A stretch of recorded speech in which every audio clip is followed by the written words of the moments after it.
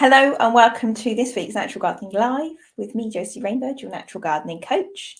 Today we are talking about, what are we talking about today, people? We are talking about 3 important things you can be doing now as we head into September to get ready for autumn and to promote a healthy and productive spring. I'm going to go with that one today. So there's lots of things you can be doing now that can promote the health of your garden as we head into autumn, winter time, ready to give it that boost it needs, ready for spring. So what we're talking about today, I'm not by any means going to be promoting you do everything all the time, like all the things.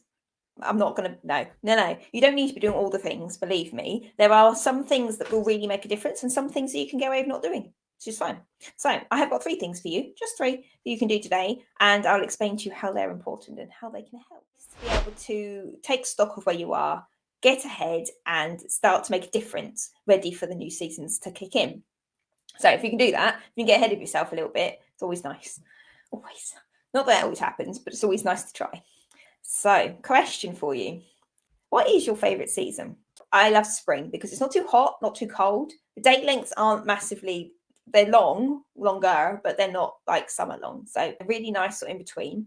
Everything starts to grow as well in the spring. I really love all the green and the fresh smells and everything that starts to come out. And the wildlife all like to get involved as well, which is nice. So spring is definitely my favourite season. Let me know in the comments what your favourite season is and why. And yeah, let's see what everyone comes up with. I promise. Supporting your garden as we head into autumn is a wise investment of your time. So if you can give yourself the time and resources now, so I was just saying, it will pay you back in the spring. It will help to create a happier and healthier garden. You'll get more productive plants. They'll be more resilient. They'll be much happier all around. So if you can give yourself the time and the resources now, all the better. Okay. So to help you out, I've got 3 ways today. As I said, 3 ways to help you support your garden as we head into autumn. Just 3, nothing too much to think about. And I'll explain as I go through how they can help. We're looking to help you reduce the work, put into your garden and helping to increase the natural support following on into spring. So that's the aim of these 3 things. And I'll explain how they work as we go through. 1, cleaning and decluttering. Now, I did this the other day in my shed. I had a good old clean round, cleaned the shed out, cleaned all my pots out, cleared through the rubbish ones. We had a good old declutter. That on its own is good for the soul, just saying. But garden hygiene, calling it garden, good declutter, good clean up of your garden can do so much more. So garden hygiene isn't something that comes to mind straight away when you think of gardening. Think of an autumn tidy up. Garden hygiene doesn't come to mind. Generally speaking, it doesn't. But actually, it's really important. As I say, it can benefit the garden, benefit yourself in a number of different ways. It can really maintain the health of your garden. It doesn't need to take hours. It doesn't take hours, in fairness. The other day, cleaning out my shed, my greenhouse, and decluttering my pots took me, it did take me 2 hours, but that was a massive job. And to be fair, I started off thinking, that's fine, I'll just organise my flower pots. And it snowballed. Because it does. Because it does. You just get carried away and just keep going. It was a nice day. I just kept going. So yes, but it doesn't need to take you hours. You can literally break it down into like little chunks. So it can take you a quick half-hour clean up here and there on a weekend or an evening. It doesn't have to be an hours long chore. By cleaning up your tools, work surfaces, greenhouse, shed, cupboard, conservatory, anything you're working on your plants in, anything like that, you can prevent the bacterial and fungal build-up and disease build-up, which can potentially affect your new baby plants as we come into spring. Baby plants don't need that. They don't need that kind of damage. They're struggling enough to grow into big plants. They don't need diseases that have overwintered in your greenhouse, on your tools, in your flower pots, to then get them when they're young and vulnerable. So if you can take the time to at least at the minimum, clean your tools and your flower pots. But if you can clean your surfaces and where you're going to be growing the plants, clean this out, disinfect, give it all a good sort of clean up, if you like. How many times can I say clean up in one sentence? This will really go a long way to supporting these plants, giving them the best start. And it will prevent any damage following through when you start to do your maintenance for the year as we come towards the end of autumn. And it will prevent any in the spring as well. So cleaning and decluttering can make a big difference. And it doesn't need to take you hours. I've written on my notes here about what I did in my shed the other day. that gave me a good chance to clear out any of the cruddy, broken, not up to scratch flower pots and trays. I've got that. I keep my flower pots and trays. I reuse them and reuse them and reuse them until they're literally falling apart. I do. So this year I threw loads and loads of them away. That some that have got big cracks in the side that you think wouldn't hold compost anymore. So I've just thrown them away. I've done it, and I've thinned through all of the pots that the abundance I see. They seem to breed, our flower pots. Don't know if it's the same way you are, but my flower pots seem to breed. So I've thinned them through, kept a load, and then I've given a load away. So it's really nice. So it gives you a really good chance to get rid of all the crud and thin through and make space, clean up any rubbish and dust, and it's just nice. It's a really nice reset. We like that. So that is what did I say? Cleaning and decluttering. This, if nothing else, for the preventing any disease damage following through into spring, that's worth it on its own. But just the cleaning up is worth it as well. To be fair, if you're anything like me, you like a good clean up. Follow my thought on this one. For an effortless display as we come into spring, start planting your spring bulbs now. So spring bulbs need the good autumn-winter period to establish. They need that time period to get the roots going, the warmth of the autumn for getting the roots going. They need the winter time to get settled in. And then springtime, as soon as the soil starts to warm up again after the winter, that's it, the green shoots are up, they're flowering, they're perfect. Now, if you can start to think about your spring displays now, as we're coming into autumn, you can give yourself the time. You can give yourself the time to think about what colours you're going to go for, where you want to plant them, what you want to do. If you're going for a pattern, or if you're just randomly planting like the daffodils like we do, anything like that, if you're going for displays in containers, you can start thinking about this now. You're going to give yourself the whole of the autumn and winter for them to get planted, get established, and get going, ready for the spring. And then you can basically plant them and forget about them. Spot on. Now, this I love because it's almost the same in my head as cooking with a slow cooker. You can literally prepare everything, get it all going, leave it to go, and then ignore it, basically. I know slow cookers is more like hours, but for bulbs, it's more like months. You can literally plant them where you need to plant them and forget about them. This can save you an awful lot of time and stress, and you know you're going to get a massive display, a fantastic display of flowers come the springtime. You don't have to worry about it. You just have to trust that they're going to do it and hope for the best, and it usually comes out perfectly. There's an exception to this rule. There's always an exception to the rule, but there is an exception to this rule. Tulips. They need you to wait until at least the cold weather has started, well into the cold weather, because they need the cold weather to start before. Otherwise, they get risk of getting tulip fire, which is a fungal disease that is like a botrytis type disease.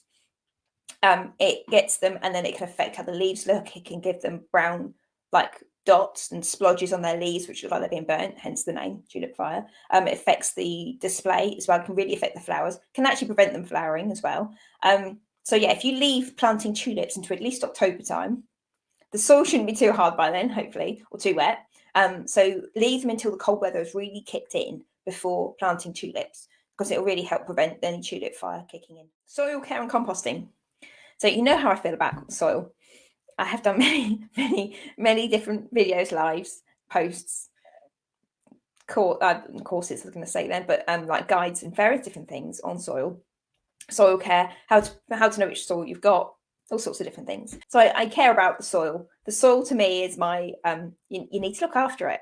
People don't underestimate it. So this is why I put it in for number 3. I should have been in for number 1 really, but I didn't. So number 3 is soil care and compost. So late summer, early autumn is a really good time to be clearing out, emptying and cleaning out, if you like, your compost heaps, bins, whatever you've got. You can start to mix them up, and if you're using a compost for containers and pots through the year, if you're using them for potting, anything like that, repotting plants, containers, anything like that, you can sieve it now, bag it up, ready to be used later.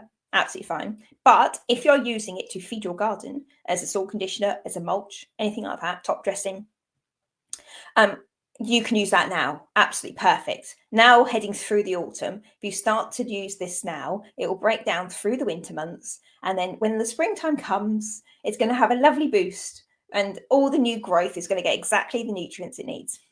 which is perfect.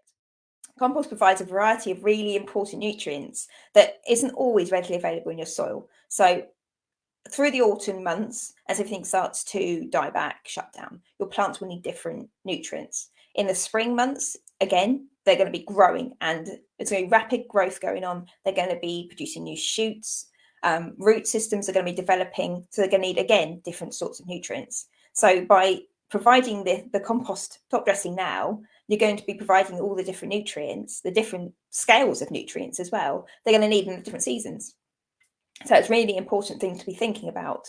And compost provides all of this quite naturally, which is amazing, really.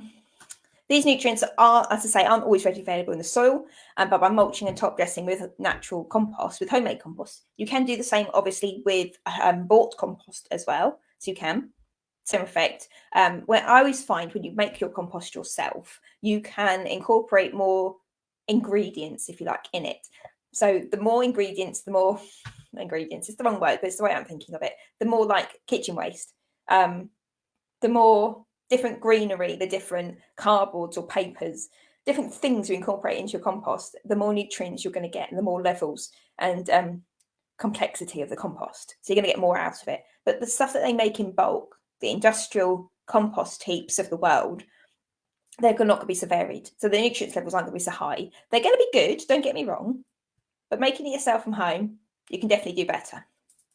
So doing this will also help. So using the compost as a top dressing, as a soil conditioner, can also help to support the ecosystem in the soil, which we have spoken about lots of times before. So it's the insects and the soil-borne organisms that live in the soil, obviously, helps support them as they break down the compost as well. They release even more nutrients, unlock everything and release more nutrients.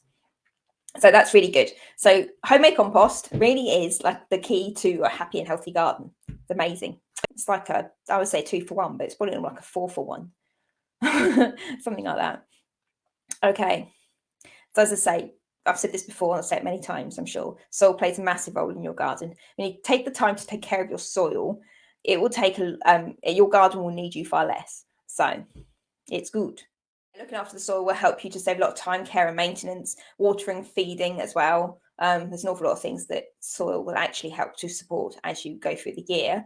So by taking the time, as I say, to invest and look after your soil, you can actually take a lot of work off your plate and your plants will need you far less. So it's really good.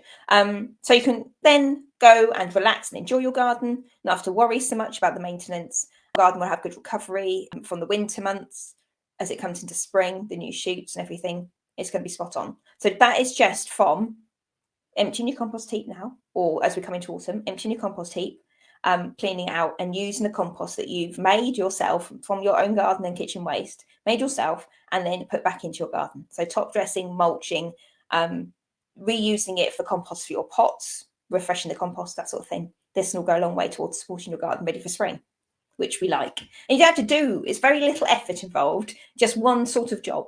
That's it, really, or 2 sorts of jobs: cleaning out the compost heap and then putting the compost on the garden. So there's 2 jobs, but very little effort involved, and you're going to get a lot out of it. So these are just 3 jobs you could be doing. But it's not by any means, as I said at the beginning, it's not by any means you need to do everything all the time kind of thing. You don't. There are lots of things you don't need to be doing. Sometimes different gardens work differently. Obviously, different gardens work differently, but yeah, some things you don't need to be doing, some things you do. But you can choose. That's fine. Okay, if you would like help discovering how you can support your garden as we head into autumn, creating a strong foundation ready for a fantastic spring, reducing the maintenance, for improving or promoting the health of your garden ready for spring, you can book a 90-day consultation with me. We can talk about your garden, really hash it out. We can discuss the specific issues that you have in your garden, any challenges you've got. Yes, help you skip the trial and error, keep having to work out what's wrong with your garden, what you're doing wrong, each spring having different problems coming up. Sit down with me via video, because obviously you might be in a different part of the UK to me or the world. And sit down via video and we can talk about your garden, hash it out and find out how we can help you to overcome the different issues that are bothering you in your garden and really help to give it a good boost ready for spring, creating a fantastic garden for you for next year. So if you'd like that, if you'd like to talk to me about your garden, I will put the link in the description at the end of this. I'll put it in the description, and I'll put it in the comments below as well for you, so you can check that out. And if you've got any questions, if you don't want to post in the group and you've got questions, please feel free to direct message me, DM me. Absolutely fine. You can post in the group. If you comment below and just say I've got a question or words to that effect, I will then message you directly if you don't want to talk about it in the group. Absolutely fine. So I can talk to you. Happy to help if you've got any questions. So on that note, I'll see you all next week. So have a wonderful day. See you later.